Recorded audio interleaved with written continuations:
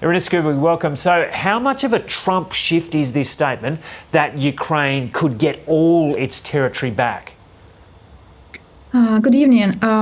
It's truly significant shift compared to what we have been following up since August and in comparison with February meeting of the Ukrainian president in White House. We can see how the discussion from land swamps in August changed to Ukrainian win in the war against Russia. And it's truly significant achievement of Ukrainian diplomacy, of Ukrainian presidents meeting these days with President Trump.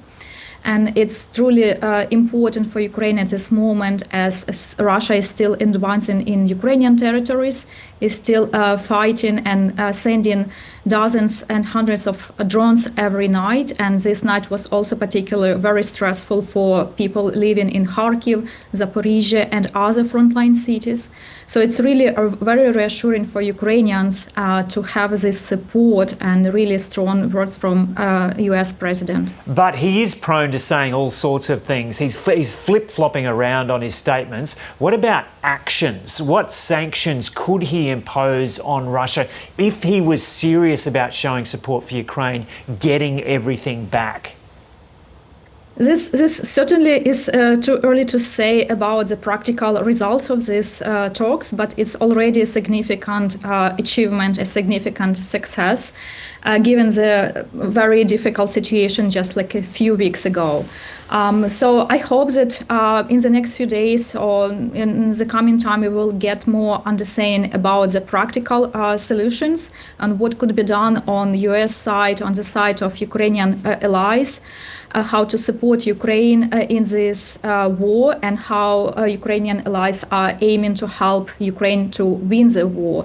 And as you know, also at the end of September, there will be also set another important meeting in Europe. European Commission are going to meet and decide on how they are going to build drone wall in Eastern Europe. So hopefully by this time will be more understanding on how US, NATO, and European allies will aim to unite in this effort. So specifically, what would you be looking for, and what would the Ukrainian people be hoping for from Donald Trump in the coming days and weeks in the wake of this statement, which has no doubt brought so much optimism to the people of Ukraine?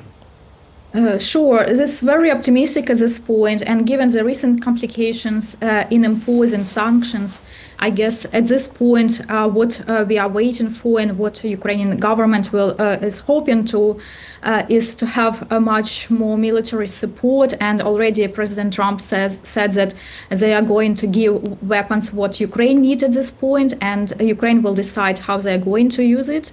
It's also very important. Another important step is also to impose strict sanctions against Russia and really follow them very strictly, so nobody will be able to go around them.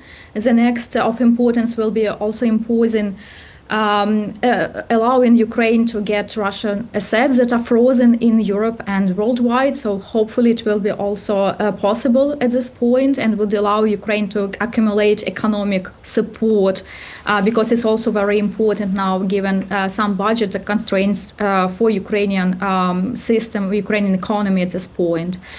So all kind of support, and very important at this time, military, economic support, public statements, diplomacy, and if everything will be straightforward at this point, it will be possible to accumulate this and gain this as particular achievement for Ukraine and Ukrainian allies at this moment. And what about Donald Trump's statement just in the last 24 hours on support for NATO shooting down Russian planes over NATO territory? How does that contrast with the general tone about NATO countries and his more favourable tone on Russia up to now? Yes, that's true. That's very true. As you have pointed out, it's also very significant change. Since 9th of September, when Russia sent 19 drones to Poland and then to other Eastern European countries like Moldova, Estonia, the initial statement from NATO officials and the US was that they are not going to allow to shoot Russian missiles or drones if they are not presenting any danger to these countries. But today we see that Trump has changed his opinion, and he said that it's possible to shoot Russian aircrafts if they are on the territory of NATO countries. So it's also like very important, as you can see, it's good to have such developments, given that NATO leadership and European Union was quite reluctant to acknowledge and to really put measures to impose control over their territory, over their skies, to protect from Russian drones and missiles and aircrafts that were coming recently to Eastern Europe across Ukraine-Polish border in particular. So it's hopefully will present really practical results that would be implemented very soon. So do you see this, Iryna Skubii, as a pivotal point in the Trump approach and therefore the possible outcome of all this? Or is it just too presumptuous to read much at all into what the leader of the most powerful nation on the earth has said? Yeah, we certainly can't say like what will be the practical solutions at this point, but at least at this time we can say that U.S. policy has moved and changed dramatically since just like few days ago.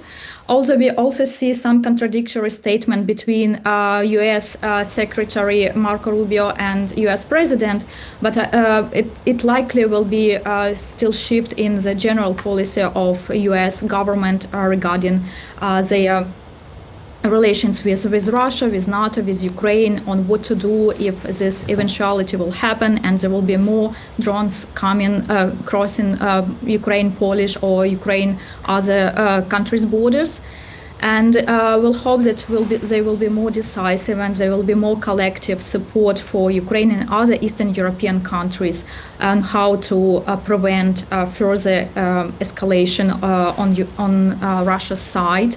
And hopefully in the next few days or next few weeks, we will see these collective efforts in practical reality will be established. Okay, Iryna Skubii, thanks for talking to us from Melbourne. Thank you.